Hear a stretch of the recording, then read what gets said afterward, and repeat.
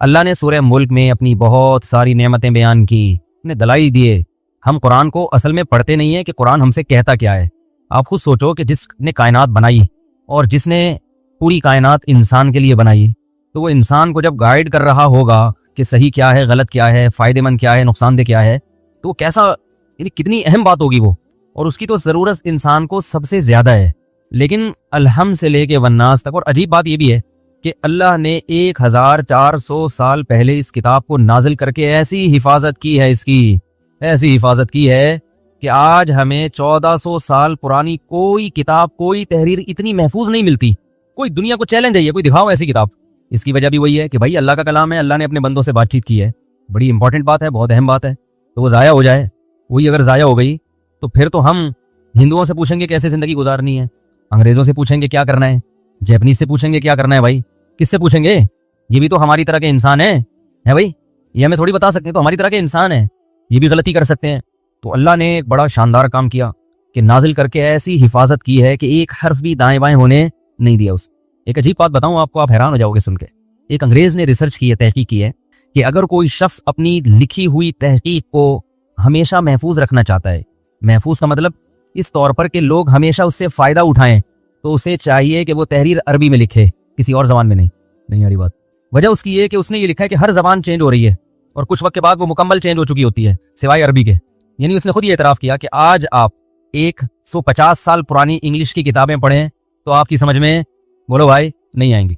उसने कहा 150 साल के बाद आज की इंग्लिश उस नस्ल की समझ में नहीं आएगी जो 150 साल के बाद पैदा होंगे। तो क्या आज की किताबें उनकी समझ में आ जाएंगी?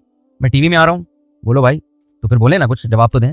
150 साल के बाद, 150 साल के बाद आज जो इंग्लिश की बुक्स हैं, जो इंग्लिश में रिसर्च है, जो लोगों ने लिखी हैं, वो 150 साल के बाद वो किताबें आज की समझ में नहीं आएंगी लोगों के, क्योंकि जबान चेंज हो रही है, इंग्लिश भी, फ्रेंच भी, हर उर्दू भी। देखो इंग्लिश में शेल का इस्तेमाल, शेल का सिर्फ पेट्रोल पंप रह गया है जो आई शेल गो हम लोग बचपन में बोलते थे, आई शेल गो, वो विल पे आ गया सब। इस तरह और बहुत सारे अल्फाज। कल मुझे किसी इंग्लिश के परसों किसी माहिर टीचर ने बताया कि शेक्सपियर की जो इंग्लिश की तहरीरें हैं अब नई जनरेशन को वो समझ में नहीं आ रही, वो पुरानी इंग्लिश है। जैसे उर्दू पुरानी कोई बोले तो समझ में नहीं आती। क्या ख्याल है भाई? तो आज हमारी उर्दू 50-100 साल के बाद ये पुरानी हो जाएगी। लोग कहेंगे यार पता नहीं कितनी गाढ़ी जबान में बातचीत कर, हम तो अबे तबे करके बात कर रहे हैं, मामू कह रहे हैं आपको, लेकिन उनको समझ में, वो बोलेंगे मामू क्या होता है, पता नहीं इतने मुश्किल लफ्ज। हालांकि जिसको मामू समझ में ना आए, सोचो उसकी मेंटल अप्रोच क्या होगी। लेकिन इसी तरह इंग्लिश भी चेंज हो रही है, क्योंकि जबान का चेंज होना नेचुरल है, ये नहीं रोकी जा सकती। थोड़ा सा फासला तब्दील होता है तो जबान चेंज हो चुकी होती है। आप कराची की उर्दू, आप हैदराबाद जाएं तो उर्दू वहां पे चेंज, अपन, आप अपन ये कर रहे हैं, अपन आओ अपन बैठ के चाय पीते हैं, बोलते हैं ना। थोड़ा सा आगे जाएंगे तो और चेंज, जबान ही चेंज, फिर आगे जाएंगे और चेंज। तो ये चेंजिंग इंसान की फितरत में है, ये नहीं बोल सकते। लेकिन दुनिया की वाहिद जबान है। आज मोहम्मद सल्लल्लाहु अलैहि वसल्लम के वालिद अब्दुल्ला अगर इस जमाने में आ जाएं तो वो जो कुछ कहना चाहते हैं, उन्हें अपनी बात लोगों तक, अपना पैगाम लोगों तक पहुंचाने में जरा भी मुश्किल नहीं होगी। 20 मुल्क और 20 मुल्क के रहने वाले लोग उनकी बात समझ रहे होंगे। नहीं आ रही समझ होगा, यानी वो कुछ भी बात करेंगे तो 20 मुल्क की तो सरकारी जबान अरबी है इस वक्त दुनिया में। जो मेरी टूटी फूटी रिसर्च है, हो सकता है इसमें एक आध कमी बेशी हो। तकरीबन 20 ममालिक हैं जिनकी सरकारी जबान क्या है? अरबी, जिनमें अरबी बोली जा रही है और लिखी जा रही है। न्यूज चैनल हैं, टीवी के चैनल हैं, यूट्यूब चैनल तो भरे हुए हैं। हमारा अरबी से वास्ता इसलिए नहीं पड़ता कि हमें अरबी आती नहीं है ना, लेकिन आप अगर अरबी सीख लो तो आपको पता चलेगा दुनिया की, ऐसा लगेगा आधी आबादी तो अरबी बोल रही है। यानी आपके पूरी दुनिया में एक बहुत बड़ी आबादी से आपका कनेक्शन हो जाएगा। इसलिए अरबी जबान को हल्का ना समझे। मराकेश, इराक, सऊदी अरब, यूएई, लेबनान, मिस्र, शाम, ये बड़े बड़े ममालिक हैं। ओमान और सूडान, ये सब इनकी आबादी आपसे क्या हो जाएगी? लिंक। तो इतनी बड़ी, अच्छा जो अजमी कंट्रीज हैं उनमें जो दीन सीखते हैं उनको भी अरबी आती है, जो उलमा है वो भी एक बहुत बड़ी तादाद है। तो अल्लाह ताला ने जबान की हिफाजत अरबी ऐसी की है कि गोरा ये कह रहा है कि अगर हम अरबी सीख के साइंसी रिसर्च और जितनी तहकीकात हैं अरबी में लिखे तो इसके बारे में गारंटी है कि आपकी तहरीर 1000 साल के बाद भी पब्लिक समझेगी। ये जो हिकमत की किताबें आजकल हकीम लोग पढ़ते हैं, इनमें कुछ किताबें अरबी में लिखी हैं 1000 साल पहले, 700 साल पहले, 800 साल पहले, वो आज भी उर्दू में उसका तर्जुमा हो रहा है, लोग पढ़ रहे हैं उसको। लेकिन अंग्रेजी दिखाओ 1000 साल पहले की, कोई इंग्लिश में कोई किताब दिखाओ, बल्कि 100-150-200 साल पुरानी दिखा दो जो सबकी पूरी समझ में आ रही हो। बहुत कुछ आता भी है, बहुत कुछ नहीं भी आ रहा होता। और ज्यादा पीछे जाओगे और उससे और पीछे जाओगे तो जबान ही गायब, वो जबान थी नहीं उस वक्त। अगर आप 400 साल पहले चले जाते हैं तो उर्दू मार्केट में थी, उर्दू इजाद ही नहीं हुई थी, शार्ट थी मार्केट से। तो अरेबिक को अल्लाह ने इतना महफूज क्यों किया, सवाल ये पैदा होता है। हालांकि अरब तो कोई इतने पढ़े लिखे नहीं है कि आजकल अरबों के बेचारों की जो हालत है, वो तो सभी के सामने है। मोदी को माशाल्लाह तोहफे तोहफ और गिफ्ट दिए जा रहे हैं, और एन उस वक्त में दिए जा रहे हैं जब कश्मीर पर जुल्म और बर्बरियत का बाजार गर्म है। उस वक्त उसको बुला के अमन अवार्ड दिया जा रहा है। कुछ और दे देते यार, कुछ और दे देते। वैसे ही गले लग के उसका माथा चूम लेते, आप उसको प्यार कर लेते, उसको दूध जलेबी खिलाते थे, आप वैसे ही बोल देते कि आप बहुत प्यारे आदमी हैं इसी। लेकिन अमन का अवार्ड देना उस वक्त जब बदमनी और जुल्म और बर्बरियत का कश्मीर में एक बाजार गर्म हो, उस वक्त अमन का अवार्ड बहुत डेंजरस, इसकी अलामत है कि भाई आप बहुत खतरनाक मामला है। तो ये अरबों का कमाल नहीं है कि अरबी महफूज है, ये अरबों का कमाल नहीं है, बल्कि अरबों को जो इज्जत मिली है वो अरबी की वजह से मिली है, ना कि अरबी को अरबों की वजह से इज्जत मिली है। अरबी जबान की वजह से अरब को पहचाना जाता है। तो मैं बार बार इस सवाल को इसलिए रिपीट कर रहा हूं कि अल्लाह ने ऐसी हिफाजत क्यों की, क्यों की, क्यों की, क्यों की। कोई लफ्ज अरबी से शार्ट नहीं हुआ है, जैसे शेल शार्ट हो गया ना आजकल इंग्लिश में, सिर्फ पेट्रोल पंप रह गए शेल के, तो अरबी में कोई लफ्ज भी शार्ट नहीं हुआ। वो ही ग्रामर। पानी को आज से 1500 साल पहले अरबी में माँ कहते थे, आज भी क्या कहते हैं? माँ। आसमान को समा कहते थे, आज भी क्या कहते हैं? समा। जमीन को अर्ज कहते थे, आज भी क्या कहते हैं? अर्ज। अब्बा को अब कहते थे, आज भी क्या कहते हैं? अब। अम्मा को कहते थे, आज भी क्या कहते हैं? चचा को आम कहते थे, आज भी क्या कहते हैं? आम। फुप्पी को अम्मा कहते हैं, आज भी क्या कहते हैं? अम्मा। मामू को खाल, आज भी खाल। और खाला को खाला, आज भी खाला। समझ में नहीं आई बात? भाई को अख, आज भी अख। बहन को उख्त, आज भी। बोलने में कोई पाबंदी लगी हुई है, आज भी उख्त कहते हैं। चलो पहली दफा नहीं बोला जा रहा, आपको आता नहीं, मैंने बोल दिया फिर तो बोल सकते हैं ना। बहन को क्या कहते हैं? उख्त। तो एक लहया दाढ़ी को पहले भी कहते थे, आज भी कहते हैं। शार बाल को पहले भी कहते थे, आज भी शार कहते हैं। बल्कि अरबी का इतनी हावी है दूसरी जबानों पर कि किसी और जबान से अल्फाज नहीं लेती, बल्कि दूसरों को प्रोवाइड करती है अल्फाज। ठीक है ना, ये मौसर है। आसमान समा से उर्दू में कहां आ गया? अरबी से आया। अर्थ इंग्लिश में ये अर्ज से आया है, यानी अरबी में अर्ज था तो अरबी ने अंग्रेजी में भी घुसेड़ दिया ये, ठीक है ना, उसको अर्थ बना दिया। तो दूसरों में तो अपने अल्फाज दाखिल कर रही है, लेकिन इतना दूसरों से अल्फाज लेना कि खुद चेंज होना शुरू हो जाए, ये अरबी नहीं कर रही। समझ रहे हैं कि नहीं समझ रहे? तो भाई वजह यह है कि अल्लाह ताला ने जो गाइडेंस आसमान से नाजिल की है ना अपने बंदों को बताने के लिए कि इसको इस पे चलना है, वो गाइडेंस अरबी जबान में है। जबान चेंज हो गई तो वो गाइडेंस चेंज, पता ही नहीं चलेगा असल क्या है। हर एक का अखपल तरीके से तर्जुमा कर रहा होगा। और सब पश्तो बोलते हैं, अखपल तो पता है ना आपको। हर आदमी अखपल तरीके से तर्जुमा कर रहा होगा, पता ही नहीं चलेगा इसमें ये इन्होंने गड़बड़ तो नहीं की है भाई, ये वही है या कुछ और अपनी तरफ से भी तर्जुमे में अल्फाज लोग बढ़ा देते हैं। तो अल्लाह ने मतन को महफूज कर दिया कि इसमें चेंजिंग नहीं हो सकती। तो सवाल वहीं घूम के आता है कि अल्लाह ताला को इतनी यानी इस मसले में अल्लाह ताला ने इतनी अहमियत से हिफाजत क्यों की है? इसलिए कि अल्लाह ताला ने इंसान को आखिरत के लिए पैदा किया है, दुनिया के लिए पैदा नहीं किया। और आखिरत में या तो हमेशा की कामयाबी या हमेशा की नाकामी। देखो एक गवर्नमेंट आपसे इम्तिहान लेती है, एमए के इम्तिहानात होते हैं, बीए के पेपर होते हैं, बहुत सारे, इनमें भी आप कामयाब भी होते हो और नाकाम भी होते हो। गवर्नमेंट पर्चा ऐसी जबान में दे दे जो किसी के समझ में नहीं आ रहा। मिर्जा गालिब की उर्दू इस्तेमाल करके उर्दू में पर्चा आ गया, तो आप बोलोगे ये क्या है भाई, हमने तो नाकाम ही होना है इसमें। तो ऐसी जबान इस्तेमाल की जाएगी जो मुआशरे में राइज हो, ताकि आप हुज्जत तमाम हो जाए, आप अपनी मर्जी से फेल हो, अपनी मर्जी से पास। तो अल्लाह ने ऐसी जबान का इंतखाब किया और उसको अल्लाह ने महफूज किया कि वो जबान क़यामत तक चेंज नहीं होगी। 1400 साल तक नहीं हुई ना, अब तो नामुमकिन है, क्योंकि जितनी चेंजिंग जबानों में अब तक हुई है उतनी चेंजिंग अब नहीं हो रही है। तो ग्रामर और जबानों को काफी हद तक सेव कर लिया है। तो 1400 साल में नहीं, अब वो खुद कहते हैं उनके माहिरीन की अब नहीं हो सकती, इसकी बुनियादें बड़ी मजबूत हैं। तो अल्लाह ताला ने उसी जबान में सूरह मुल्क भी नाजिल की जो हम पढ़ रहे हैं उसी जबान में, और उसमें अल्लाह ने बताया अफमन यमशी मुकिब्बन अला वजहिही अहदा, जिसको भी अरबी ग्रामर आती है ना, ये आयत बहुत आसानी से समझ में आती है। आफमन, आ का मतलब क्या, फा का मतलब तो, मन का मतलब जो, यमशी चल रहा है। देखो यमशी भी उर्दू में आया है, मवेशी कहते हैं ना, मवेशी, माल मवेशी, इनको मवेशी क्यों कहते हैं? चलने वाले जानवर हैं। तो अरबी से उर्दू में बहुत से अल्फाज आए हैं। आफमन यमशी, भला वो जात जो चल रही हो, वो शख्स जो चल रहा हो, मुकिब्बन उल्टे पांव, अला वजहिही, अला का माना पर, वज कहते हैं चेहरे को। 1400 साल पहले ये आयतें नाजिल हो रही हैं और आज बिल्कुल आसानी से समझ में आ रही हैं। वजहिही, अला वजहिही, जो अपने चेहरे के बल चल रहा हो। आहदा, ये कंपैरेटिव डिग्री है, क्या ज्यादा हिदायत पर है? अम मन, या वो शख्स, अफमन यमशी मुकिब्बन अला वजही अहदा अम्मन यमशी सवियन, या वो शख्स जो चल रहा हो, यमशी सवियन, बिल्कुल बराबर बराबर, अला सिरातिम मुस्तकीम, एक ऐसे रास्ते पर जो बिल्कुल सीधा है। तो बताओ कौन से लाइफ स्टाइल चाहते हो भाई? अल्लाह हमसे पूछ रहे हैं। बताओ मुझे एक बात अपने ज़मीर से, मैं भी अपने आप को खिताब कर रहा हूँ। सुबह उठ के पता होता है कि हम करना क्या है, हमारा विजन क्या है, हमारा हदफ क्या है। मैं अपने आप को भी खिताब कर रहा हूँ, मैं कोई आपको मलामत नहीं कर रहा, मैं भी बड़ा नालायक हूँ, ये इसलिए बयान कर रहा हूँ, अल्लाह मुझे भी हिदायत दे। सुबह उठ के पता चलता है कि हमारा विजन क्या है, हदफ क्या है, कुछ पता नहीं होता। गोरों को पता होता है विजन क्या है, लेकिन गलत विजन बनाया होता है उन्होंने।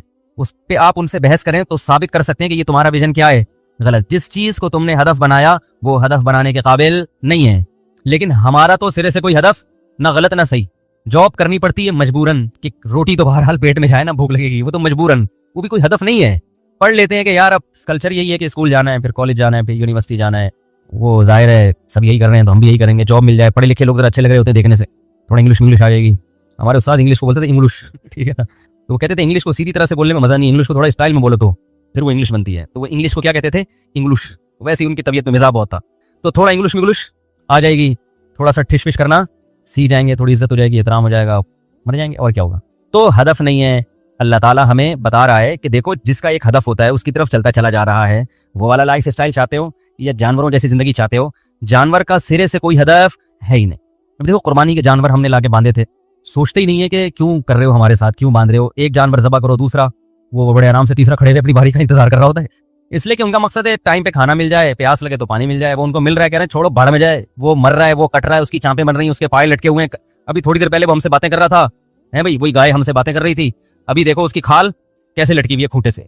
इनको इससे कोई गरज नहीं है। तो हम वो क्या जानवर क्या देखते हैं अक्सरियत को, वो कहते हैं मेरे साथ जो गाय है उसको भी कोई टेंशन नहीं है, तो मुझे भी कोई टेंशन नहीं होनी चाहिए। भाई इतनी गाय कट गई हैं तो बाकी भी तो तमीज से खड़ी हुई है ना, अपनी भारी का इंतजार कर रही है, तो हम भी।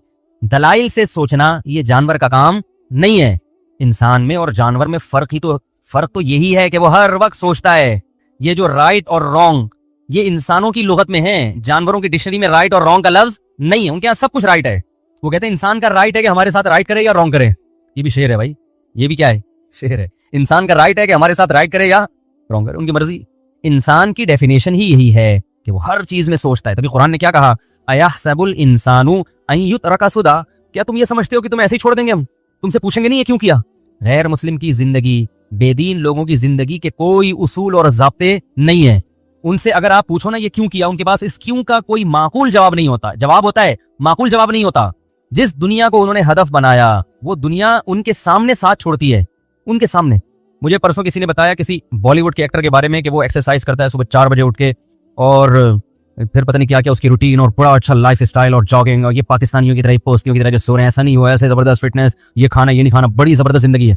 मैंने कहा मेहनत बहुत है, आउटपुट कुछ भी नहीं है। वो ये सब कुछ क्यों कर रहे हैं, ताकि सेहत को मेंटेन रखा जा सके, मैं स्मार्ट नजर आऊं। क्या ख्याल है, यही है ना। क्या हो गया भाई, भाई मुझे थोड़ा ठंडा पानी पिला देंगे, अगर यहाँ रखा हुआ है तो पिला दें वरना रहने दें। वो सब चीजें क्यों हो रही है, सेहत को मेंटेन रखने के। मैं देखने में अच्छा लग रहा हूँ, ना तोंद निकली हुई है, ना कुछ सीना लटका हुआ है, और भाई माशाल्लाह लाइफ स्टाइल अच्छा होगा तभी तो ये होगा ना। पोस्टियों की तरह पड़े रहो, खा रहे हैं तो ठोसते से, फिर थोड़ी हीरो बन ही नहीं सकता वो। जज़ाकल्लाह, अल्हम्दुलिल्लाह। तो ये जो इतनी मेहनत हो रही है ये किस लिए, कि मैं देखने में अच्छा नजर आऊं। तो क्या सारी हमेशा वो अच्छा नजर आएंगे वो, बोलो ना। रिटायरमेंट की उम्र आएगी और उस वक्त ये सारी सलाहियतें बर्बाद। जितनी कोशिश कर लो बुढ़ापा बहरहाल आएगा, रोक नहीं सकता कोई बुढ़ापा। चेहरे पे झुर्रियां किसी का बाप नहीं रोक सकता, सिर्फ इस्त्री करने से खत्म हो सकती हैं ये चेहरे की जो झुर्रियां है ना। कहते पानी ज्यादा पियो तो चेहरे की झुर्रियां वो यानी अच्छा फ्रेश रहता है चेहरा। ये बात दरमियान में पानी की आ गई तो एक जुमला मुकम्मल कर लूं। ये जो मैंने कई बयान किए ना, पानी इतना पीना चाहिए, इतनी प्यास लग रही है, उसमें एक चीज को ऐड कर लें, ये क्लिप में ले आइएगा। ये जो लोग 20-20 गिलास और सुबह उठ के निहार मुंह पी रहे हैं, इसमें मैंने आपको एक रिसर्च बताई थी, मैं दोबारा उस पर नहीं जाऊंगा। तो एक बात खूब अच्छी तरह ध्यान में रखें कि ये जो हम कहते हैं कि मैं जो बार बार कहता हूँ, ये डॉक्टरों ही की बात है। कुछ डॉक्टर इससे इख्तलाफ करते हैं, कुछ हिमायत करते हैं, लेकिन ये नेचर की बात है जो मैं करता हूँ। जितनी प्यास लग रही है उतना पानी पी लो, ये बॉडी खुद बता देगी।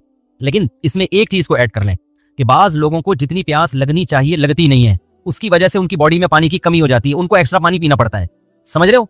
अब उनको जितनी प्यास लगनी चाहिए उतनी लगती क्यों नहीं है, उसकी वजह नशे का इस्तेमाल, कोल्ड ड्रिंक और कैफीन। ये जो चाय है ना, चाय का एक नुकसान ये भी है कि ये प्यास को खत्म कर देती है। तो बॉडी को ख्वाहिश होती है पानी की, लेकिन बॉडी बता नहीं रही होती। समझ में नहीं आ रही बात। तो फिर ऐसे आदमी को बिला प्यास भी पीना पड़ता है। यानी हम तो नेचर की बात करेंगे, जब तमीज से चल भी तो रहे हो ना, सब नेचर के मुताबिक चल रहे हो, तो फिर कुदरत के सारे सिस्टम सही काम करेंगे। आपने अंदर छेड़छाड़ करके कुदरती सिस्टम को खराब कर दिया तो फिर तो हर चीज खराब हो गई ना।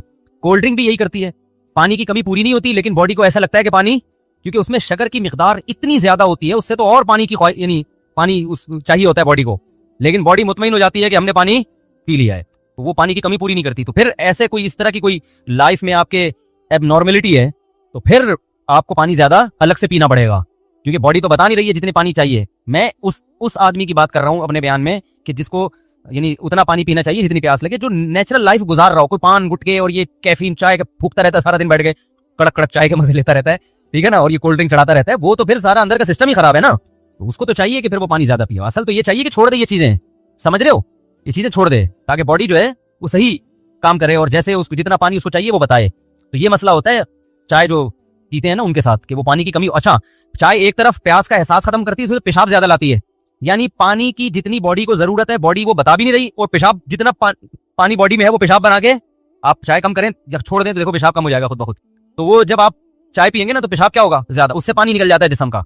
तो ऐसे आदमी को बहरहाल पानी फिर ज्यादा पीना पड़े। समझ रहे कि नहीं समझ रहे? नहीं आ रही तो रहने दें। ऐसा ना हो कि वो सुबह शाम चाय पी के कह रहे हैं तो प्यास, मुफ्ती साहब ने कहा जितनी प्यास लगे उतना पानी पियो, तो आप फिर पूरी लाइफ मुफ्ती साहब के हिसाब से गुजारें जैसे कह रहे हैं, ठीक है। बिल्कुल इसकी मिसाल ऐसे है कि जैसे हदीस में आता है नबी सल्लल्लाहु अलैहि वसल्लम ने खाने के बाद पानी पिया है, और कुरान में भी आता है कुलू वशरबू, खाओ पियो मौज करो। मजहबी खाने के बाद ही आता है पानी, लेकिन फिर खाना भी इतना जितना ना तमीज से इंसानी फितरत है, ठोसता जा रहा है, ठोसता जा रहा है, ठोसता जा रहा है। फिर खाने के बाद पानी पियोगे तो क्या होगा, नुकसान होगा। तो फिर वो फिर यानी फिर वो हदीस इस पे चश्मा नहीं आएगी। जब भी किसी हदीस को फॉलो किया जाता है तो पूरा फॉलो किया जाता है। आधा हदीस ले लिया, आधा अपना कल्चर ले लिया, कहीं के भी नहीं रहे, ठीक है ना। तो इसी तरह ये जो मैं कहता हूँ पानी बॉयल ना करें, यही कच्चा पानी पी लिया करें। तो ये भी जब है जब साफ आ रहा हो। अगर ये बारिशों का गटर का मिलावा आ रहा है फिर खुदा के बंदे उबाल के पियो। फिर मैं नहीं कह रहा कि कच्चा पिया करो। वैसे बॉयल करके पानी पीने से क्या होता है कि आपको उसकी ऐसी लत पड़ेगी कि फिर आप में रेजिस्टेंट पावर खत्म हो जाती है। जरा सा भी आपने कहीं पानी पिया किसी होटल में बीमार हो जाते हैं। तो इतना छुई मुई ना बनाओ अपने आप को। तमाम पैगंबरों ने कच्चा पानी पिया है, सहाबा ताबीन सब यही पीते थे। ये फितरत है इंसान की, ऐसे सादा, लेकिन वो साफ होना चाहिए। साफ का मतलब चश्मे का पानी हो या बोरिंग का साफ सुथरा पानी। लाहौर का पानी इतना मीठा, इतना बेहतरीन पानी है, वो भी लोग उबाल उबाल के पी रहे हैं। अगर लाहौर के पानी में बदबू आ रही है, कोई गटर लेना है, फिर तो ठीक है, वरना भाई वो जो साफ पानी आ रहा है, जो बोरिंग का पानी है, जो मीठा है, उसको लेबोरेटरी टेस्ट भी करवा ले एहतियातन, तो वो बेहतरीन पानी है, उसको आप पिए, उसको खाम में बॉयल न करें। हाँ, कोई बीमार हो जाए, पेट खराब हो जाए, फिर बॉयल करके पिला दें, लेकिन नॉर्मल। लेकिन ये मैंने बताया कि मैं जो कह रहा हूँ ये नॉर्मल पानी के बारे में, जो अभी बारिशों में गटर लाइनें मिक्स, अभी बारिश में मैं बाहर निकला हूँ, हर गटर उबल रहा है, हर गटर उबल रहा है। तो इतनी बारिशों से नहरें जारी नहीं है जितनी गटरों से नहरें जारी हैं। काले काले पानी जो है वो, तो क्या हाल होने वाला है, अल्लाह बचाए यार। कराची का तो भंगी खाना बना दिया हुक्मरानों ने। तो खैर, तो बात क्या चल रही थी? हाँ, तो बुढ़ापा तो आएगा, क्या ख्याल है? तो वो कहते हैं ये करो, यूं ऐसे जिंदगी गुजारो, फिर भी आएगा बुढ़ापा। तो जब ये इतनी एक्सरसाइज जो आदमी कर रहा है, सुबह सुबह उठ के ये कर, वो कर रहा है, यूं कर रहा है, और ऐसा लाइफ स्टाइल, इसका हदफ क्या है? मैं देखने में अच्छा लगूं, बस इसके अलावा कोई हदफ नहीं है। तो कोई बड़ा विजन नहीं है, ये कोई बहुत बड़ी सोच नहीं है जिसके लिए आप इतनी मेहनत कर रहे हो। और आप एक वक्त के बाद किसी को भी खुदा की कसम अच्छे नहीं लगोगे, अपने आप को नहीं लगोगे, शीशे में खड़े होकर बोलोगे यार ये क्या है यार ये। जो एक्टर इतनी मेहनत कर रहा है सुबह सुबह उठ के, एक दिन एक वक्त आएगा कि शीशे में खड़े होकर बोलेगा यार ये क्या है, तू मरता क्यों नहीं है। वो क्या है, एक बच्चे ने देखा कि दादी जो है ना वो दादी इस्त्री कर रही है ना, तो पूछा कि क्या कर रही है, बेटा सलवटें आ गई हैं कपड़े पे, तो मैं इस्त्री से क्या कर रही हूँ दूर। तो कहने लगा दादी फिर अपने चेहरे पे भी कर लें। बच्चे तो बड़े आजकल बदतमीज है ना कि ये क्या करें अपने चेहरे पे। दादी ने कहा बेटा ये सलवटें जब आती है ना बुढ़ापे की वजह से, ये फिर दुनिया में कोई ताकत दूर नहीं कर सकती। तो आप वर्जिश करें, सुबह 4 बजे उठें, इसलिए कि मैं जिस्मानी तौर पर फिट रहूंगा, सेहतमंद रहूंगा। सेहतमंद रह के मैं अपनी भी और कौम की भी अच्छी खिदमत कर सकता हूँ, अल्लाह की इबादत कर सकता हूँ। बीमारियों में घिरा इंसान दूसरों पर बोझ बनता है, मैं बोझ नहीं बनूंगा, बल्कि मैं लोगों की खिदमत करूंगा, मैं इबादत करूंगा, मैं रोजे रखूंगा। कुव्वत होती है तो रोजा रखता है ना इंसान, ताकत होती है। मैं अल्लाह की राह में जब लड़ने का वक्त आया तो लड़ूंगा। अभी देखो ये हुकूमत जरा सा बॉर्डर खोल दे और पाकिस्तानियों को बोले कि निकलो, तो हमारे यहाँ लोग 4 बजे नहीं उठते, 12 बजे उठते हैं, लेकिन 12 बजे उठ के कहाँ जाएंगे, सीधा है भाई, सीधा बॉर्डर पर पहुंच जाएंगे। हुकूमत थोड़ा सा बॉर्डर खोल दे कि भाई पाकिस्तानी अवाम आ रही है, जहां जहां कश्मीरियों पे जुल्म हो रहा है, जो जो लोग जुल्म कर रहे हैं उन जालिमों को पकड़ने के लिए हमने थोड़ा सा बॉर्डर खोला है। 1 फुट खोल दे बस, खाली 1 फुट, बल्कि 1 फुट की भी जरूरत नहीं है, 6 इंच खोल दे, हम जगह खुद बना लेंगे उसमें से, ठीक है ना। तो देखो हमारी कौम के लोग कैसे पहुंचेंगे, इसलिए कि एक बड़ा विजन सामने आ जाएगा ना, एक बड़ा विजन आएगा सामने, भाई जुल्म से रोकना है, जालिम का गिरबान पकड़ना है। मुझे केपीके से किसी ने मैसेज भेजा कि सिर्फ पठान छोड़ दो वहां पे कश्मीर में, पठान ने भेजा मैसेज, वो जो थे ना वो कह रहे हैं हुकूमत से बोलो मुफ्ती साहब पैगाम पहुंचाओ कि चंद पठानों को कश्मीर में छोड़ दे। देखो ये जुल्म बंद होता है कि नहीं होता। तो बड़े विजन के लिए इंसान मेहनत करे, बहुत कुछ करे, अच्छा लगता है। छोटी छोटी चीजों के लिए इतनी मेहनत, ओ भाई छोड़ो क्या करना है। अभी वो जिम में लोग जाते हैं ना, ये कर रहे हैं वो कर रहे हैं, इतनी मेहनत अच्छे बड़े विजन के लिए करो तो बहुत अच्छी बात है। और सिर्फ बॉडी के कट्स बनाने के लिए कर रहे हो तो यार छोड़ो, क्या तुमने कट बना के इतना परहेज करते हैं। एक जिम में बंदे को मैंने देखा 5 साल से रोटी नहीं खाई, मैंने कहा यार ऐसी जिंदगी से तमीज से खाना तो रोटी का ही होता है, तसल्ली से तुमने खाना नहीं खाया यार बॉडी बनाने के लिए। और जब ये जिम छोड़ोगे दोबारा वही और उल्टे सीधे चीजें निकलना शुरू हो जाएंगी मुख्तलिफ जगहों से। तो करें, एक्सरसाइज करें, मेहनत करें। विजन क्या होना चाहिए, ऊंचा होना चाहिए, जज्बा ऊंचा होना है। वो क्या है, आखिरत। एक बात खूब अच्छी तरह समझ लें कि जिस विजन का लिंक आखिरत के साथ ना हो वो बड़ा हो ही नहीं सकता, वो हो ही नहीं सकता बड़ा विजन। और ये ऑप्शन गैर मुस्लिम के पास है ही नहीं। मैं इस बात को एक हदीस से समझाता हूँ। हजरत अबू हुरैरा रज़ी अल्लाह तआला अन्हु थे, कोई और साहबी थे, बचपन में हदीस पढ़ी थी हमने, साहबी का नाम मैं भूल गया। वो दरख्त लगा रहे हैं, दरख्त लगा रहे हैं। ये बात बड़ी जबरदस्त हदीस है जिससे मैं जो समझाना चाहता हूँ आपकी समझ में ठा करके आएगा इंशाल्लाह। आप कह रहे हो कि मुफ्ती साहब में तरगीब दे रहे हैं, हम भी पॉजिटिव दे, हम पढ़े रहे, हम 4 बजे ना उठा करें, हम ये ना करें, हम वो ना करें, हम जिम ना जाएं, कुछ भी ना करें, बस सूफी बन के बैठ जाएं। ना ना ना, मैं ये नहीं बता रहा आपको। सहाबी रसूल दरख्त उगा रहे हैं, आप सल्लल्लाहु अलैहि वसल्लम ने फरमाया कि इस दरख्त की उम्र, जो हदीस का मफहूम है कि इस दरख्त की जो उम्र है तुम्हारी उम्र उससे कम भी हो सकती है। यानी इतनी लंबी लंबी उम्मीदें लगा रहे हो, ये दरख्त 5 साल में 10 साल में बड़ा होगा, जाके फल देगा। तुमने देखा कि 5 साल 10 साल में जिंदा रहोगे? है भाई, किसने देखे 5 साल? एक सेकंड की खबर नहीं है और हम 10-10 साल के बारे में सोचना शुरू कर दें। तो यहाँ आप सल्लल्लाहु अलैहि वसल्लम सहाबी को दरख्त लगाने से बोलो भाई मना कर रहे हैं कि ये दुनिया की मोहब्बत की अलामत है कि दरख्त पर मेहनत कर रहे हो, क्या भरोसा जिंदगी तुम्हारी साथ दे या ना दे। सुबह देखा करो, शाम का खाना है तो बस सो जाओ, शाम देखो, सुबह का है तो बस तसल्ली रखो, अगले वक्त का नहीं देखो। लेकिन दूसरी हदीस है, सही है मुस्लिम की। अब अगर सिर्फ किसी ने ये हदीस सुनी हो तो वो तो दुनिया में किसी काम का, ये जो आधा इल्म है ना, ये खतरनाक होता है। जो नेक लोग आधा इल्म हासिल करते हैं वो बर्बाद हो जाते हैं, बेड़ा गर्क कर देते हैं। ऐसे ही है ना, आधा दिन बता रहे होते हैं तो उससे इमेज जो जा रहा होता है मुसलमानों का, अहले इस्लाम का, बड़ा खराब जा रहा होता है। अब एक तो बता दिया कुलू वशरबू, खाओ पियो, वला तुसरिफू, जो अगली आयत थी वो नहीं, जाया मत करो, ये नहीं बताया। तो ठोस रहे, खाओ पियो, कुरान में आता है खाओ और पियो। तो ये बिरयानी की प्लेट पूरा एक हबीब बैंक की बिल्डिंग बना दी, खाओ यार, अल्लाह ने हलाल दिया, ठोस रहा, फिर जाया किया उधर फेंका। तो आगे भी तो है कि हद से खाने में भी हद एक एतदाल है। तो दूसरी हदीस में क्या आता है, आप सल्लल्लाहु अलैहि वसल्लम ने इरशाद फरमाया जिसने दरख्त लगाया तो मर भी जाएगा ना, तो कब्र में इस दरख्त का सवाब इसको मिलता रहेगा। जो चरिंद परिंद भी इससे खाएंगे, इसमें घोंसले बना के रहते हैं, यानी जो मखलूक भी, इंसान तो बहुत दूर की चीज है, जानवरों में भी जो इससे फायदा उठाएगा उसको भी सवाब मिलेगा। तो देखो, दरख्त लगाना एक अमल है और बड़ा मेहनत तलब अमल है। दरख्त लगाना तो आसान है, हिफाजत मुश्किल है। पहले वाले को मना कर रहे हैं और दोबारा आप सल्लल्लाहु अलैहि वसल्लम दरख्त लगाने की तरगीब दे रहे हैं। काम एक ही है लेकिन विजन में फर्क है, मकसद में फर्क है। एक का दरख्त का मकसद बस अपना पेट, तो अपने पेट के लिए इतनी टेंशन लेने की जरूरत नहीं है। और एक है आखिरत सामने, इंसानियत की खिदमत, आखिरत। जब आखिरत सामने होगी तो बिल्कुल यही काम ऐन इबादत बन जाएगा। जो लोग इस खुशफहमी में मुब्तला हैं कि हमसे हमारे किए कराए के बारे में पूछा नहीं जाएगा, वो बहुत बड़े बेवकूफ़ हैं। वो खुदा के भी मुनकिर हैं और अल्लाह को मानते भी हैं, तो अल्लाह पे गोया इल्ज़ाम लगा रहे हैं कि अल्लाह ने ऐसे ही पैदा कर दिया, जो मर्जी करते फिरो। ऐसा नहीं है। कामयाबी जन्नत की सूरत में मिलेगी और नाकामी जहन्नम की आग की सूरत में। तो अल्लाह ताला इन आयात में तस्करा करते हैं जहन्नम किन लोगों को अपनी तरफ खींचती है। हमारी नज़र में अच्छाई और बुराई का एक अलग मैयार है। कल एक साहब कहने लगे किसी मशहूर शख्स के बारे में, बहुत अच्छा है, हालांकि वो गैर मुस्लिम है। तो मैंने कहा कि आपने कैसे कह दिया बहुत अच्छा है? उन्होंने कहा इतना अच्छा वगैरह वगैरह, जो आजकल अच्छाई का मैयार है। मैंने कहा मेरी और आपकी नज़र में अच्छा हो सकता है भाई, अल्लाह की नज़र में अच्छा नहीं है। अपने पैदा करने वाले को नहीं पहचानता, ना उसको मानता है, ना उसके बारे में तहकीक की कोशिश करता है। हमें तो भाई वो अच्छा लगता है जो हमारे साथ अच्छा है, बस। अल्लाह को वो अच्छा लगता है जो किसके साथ अच्छा है, अल्लाह के साथ अच्छा। तो अल्लाह मियाँ अपनी ही बातें बता रहे होते हैं कुरान में, ठीक है ना, अपनी ही बातें जिनको हम कहानियां कहते हैं, हम अपनी हमारे हिसाब से, लेकिन अल्लाह के हिसाब से हमारी बातें कहानियां हैं और अल्लाह की बातें क्या हैं, असल हैं। मुशरिकीन मक्का कुरान के बारे में कहते थे कुरान कहानियां सुनाता है, कहानियां। कुरान क्या सुनाता है? कहानियां सुनाता है, बस किस्सों की किताब है। कहते थे इन हादा इल्ला असातीरुल अव्वलीन, ये तो पुराने लोगों के किस्से हैं। मूसा ने ये कहा, फिरौन ने ये कहा, शुएब अलैहिस्सलाम ने ये कहा, कौम ने जवाब में ये कहा। तो पुराने लोगों के किस्से, कहानियों की किताबें, कहानियों की। तो अल्लाह मियाँ हमें बताते हैं कि ये जो तुम्हारे स्कॉलर्स हैं ना, जो मुझे नहीं मानते, ये तुम्हें कहानियां करा रहे हैं। कहानियां कौन करा रहे हैं? तुम्हारे स्कॉलर्स हैं ना, जिन्हें तुमको इस दुनिया की तरक्की में उलझा दिया है कि यही सब कुछ है। असल में कहानियां ये तुम्हें करा रहे हैं। इनसे वरना पूछो जिन्होंने पहले तरक्की की, वो गए कहाँ? इतनी तरक्की की, ऐसे तरक्की के मैदान में आगे बढ़ते बढ़ते बढ़ते बढ़ते क्या हुआ भाई? हार्ट अटैक हुआ, धड़ाम से मर गए।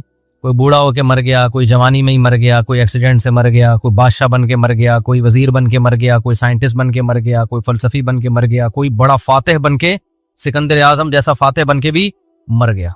तो अल्लाह कहते हैं यहाँ के लिए पैदा ही नहीं किया मैंने तुम्हें पैदा किधर के लिए किया है? उधर के लिए किया है। तो उस जगह को सामने रखकर जिंदगी गुजारोगे तो फिर तो ठीक है। इस बात को हम क्या कहते हैं? अल्लाह कहानियां सुना रहे हैं। अल्लाह क्या कर रहा है? कहानियां सुना रहा है। ये जो मुल्हिद लोग हैं, मुशरिक लोग हैं, मुल्हिद लोग, एथियस लोग, सेकुलर लोग, ये कुरान पर यही तो एतराज करते हैं। कुरान हूरों की लालच दे के माज़अल्लाह कहानियां सुना रहा है, हूरों की लालच दे रहा है, जन्नत की नहरों की लालच दे रहा है। भाई ये सब कहानियां हैं। अल्लाह मियाँ क्या कहते हैं? ये तुम्हें दुनिया की लालच दे के क्या सुना रहे हैं? कहानियां।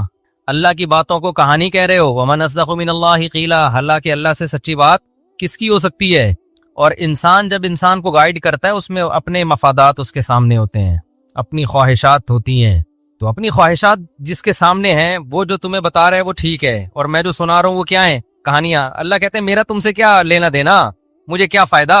मुझे ना तुम्हारी इबादत की जरूरत, तुम्हारी नाफरमानी से मेरा कोई नुकसान नहीं है। हदीस में आता है सारी दुनिया के सारे इंसान जमा हो के अल्लाह के खिलाफ हो जाएं तो समंदर के पानी में सुई डुबो के आप निकालते हैं ना, तो कितना पानी कम हो जाता है, इतना भी अल्लाह की मिल्कियत और हुकूमत को नुकसान नहीं होता। और सारे अल्लाह के फर्मा बरदार बन जाएं तो इतना फायदा भी नहीं होता। अब सवाल पैदा होता है जब ना फायदा और नुकसान हो रहा है तो फिर अल्लाह क्यों चाह रहे लोग मेरी फर्मा बरदारी करें? उसका अल्लाह ने जवाब दिया, वइन तशकुरू यरज़हु लकुम वला यरज़ा लिइबादिहिल कुफ्र, कि अल्लाह शुक्र को पसंद करता है, वो चाहता है कि मेरे बंदे मेरी फर्मा बरदारी करें ताकि मैं इनको नवाजूं। बंदों से मोहब्बत करता है, फायदा नुकसान नहीं है, लेकिन उसको अपनी मखलूक से मोहब्बत, और सबसे ज्यादा मोहब्बत किससे? इंसान से। क्यों भाई? इंसान से बहुत ज्यादा मोहब्बत क्यों है? इसमें क्या कोई सुरखाब के पर लगाए अल्लाह ने अलग से इंसान में? इंसान की तो 2 टके की औकात नहीं है। इतने बड़े बड़े फरिश्ते अल्लाह ने पैदा किए, इतने बड़ी बड़ी, इंसान जिस जमीन पे रहता है उसकी इस कायनात में 2 टके की औकात नहीं। इतनी छोटी सी जमीन है। अभी परसों कोई मुझसे पूछ रहा था हम चांद पे जाएंगे तो जमीन को कहाँ देखेंगे? मैंने कहा ऊपर देखेंगे। वो साहब हैरान हो गए, वो थोड़ा देहाती टाइप के साहब थे, वो कह रहे हैं यार ऊपर क्यों देखेंगे? तो अच्छा, मुझे इस तरह के सवालात में बड़ा मजा आता है जब मुझसे कोई पूछे ना। मैं भी बचपन में बहुत पूछता था इस तरह के सवालात कि चांद जमीन से बड़ा है कि छोटा है, सूरज कितना बड़ा है, ये मुझे बहुत दिलचस्पी थी इन चीजों में। तो मेरे भाई भी मुझसे पूछते थे हम जब जमीन चांद पे जाएंगे तो जमीन को कहाँ देखेंगे? मैं बड़ा कंफ्यूज होता था, यार वाकई हम जमीन को देखेंगे कहाँ? तो किसी देहाती ने मुझसे ये सवाल पूछ लिया, देहाती थे तो वो शहरी लेकिन स्टाइल यानी मिजाज देहात गांव वाला।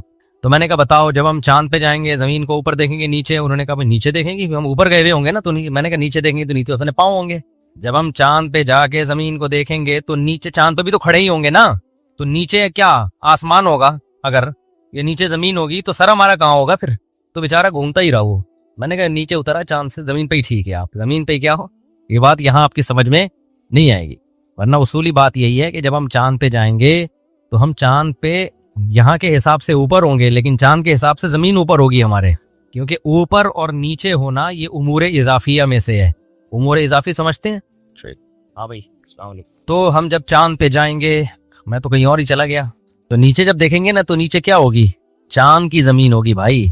तो ये ऊपर और नीचे होना ये उमूर इजाफिया में से। इजाफी समझते हैं? ये कोई चीज ना ऊपर है ना नीचे है।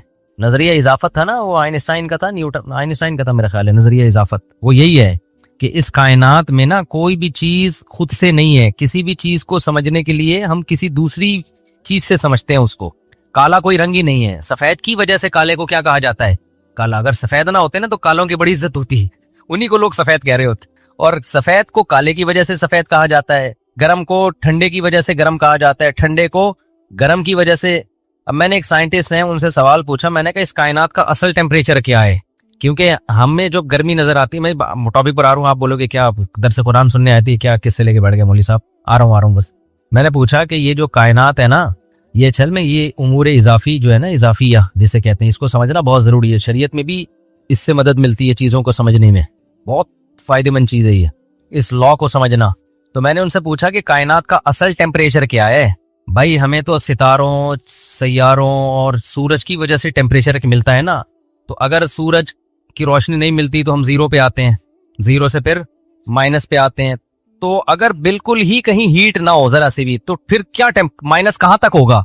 1 घंटा मैंने कोशिश की, उनको सवाल ही समझ में नहीं आ रहा था ये पूछ क्या रहा है। तो मैंने कहा छोड़ो ऐसे ही ठीक है। तो अभी भी मेरा सवाल है कि कोई तो टेम्परेचर असल होगा ना, कि अगर कायनात में कहीं भी हीट ना हो तो फिर इस कायनात का असल ओरिजिनल टेम्परेचर होता क्या है? वो यानी हम आज की डिग्री के हिसाब से अगर नापे तो हो सकता है मेरा सवाल ही बेवकूफों वाला हो, लेकिन वल्लाहु आलम मुझे इसका जवाब अभी तक किसी ने दिया नहीं। खैर, तो चांद जमीन की बात नहीं हुई। हाँ, मैं कह रहा था कि इस पूरी कायनात में जमीन की औकात 2 टके की भी नहीं है। यानी अगर कायनात से कंपेयर करें ना तो जर्रे का जर्रा भी नहीं है। इतनी बड़ी बड़ी कहकशाएं जो सितारों का झुरमट लेके घूम रही हैं। एक एक सितारा सूरज से लाखों गुना बड़ा, और सूरज हमारी जमीन से 9 लाख गुना बड़ा।